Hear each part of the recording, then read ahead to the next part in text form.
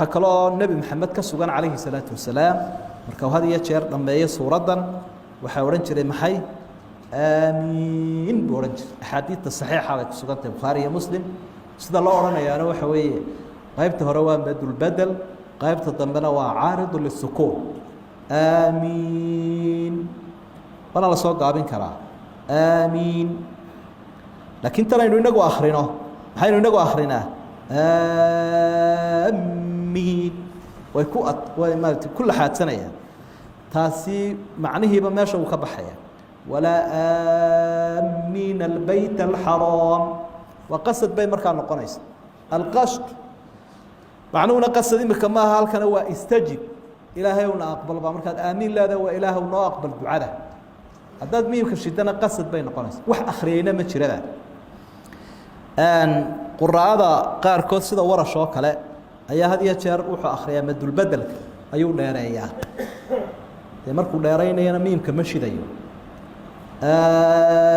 aamiin weeye markaa haddii dariiqa qiraa'atu warash la akhriyayo aladiina aamanuu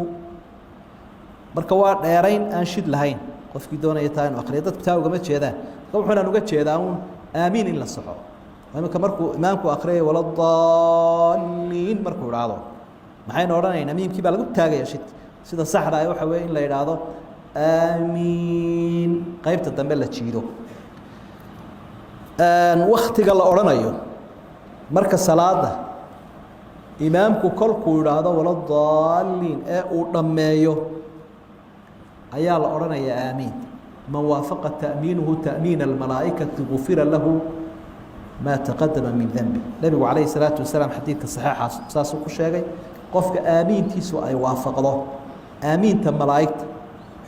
ذنبي يرى دم بلغ ضعف آمين ملائكة إياه آمين إمامكم هو يوافق سين مركا آمين إمامكم كلكم بلابه أي ملائكتنا بلابس أقول مركا بلا هدي لكن إمامك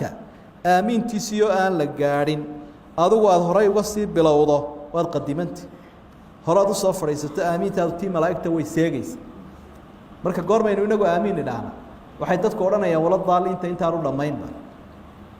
idaa qaala alimaamu waladaalliin markuu idhaahdo faquuluu fa'd waa tartiib maca tacqiib markaa kadib idinku waxaad tidhaahdaan aamiin dhaha marka ha la sugo waladaalliin markuu dhammeeyo aamiin bilaabo la bilow intaasna waa in aad u muhiima wixii noo dhawaa wada deg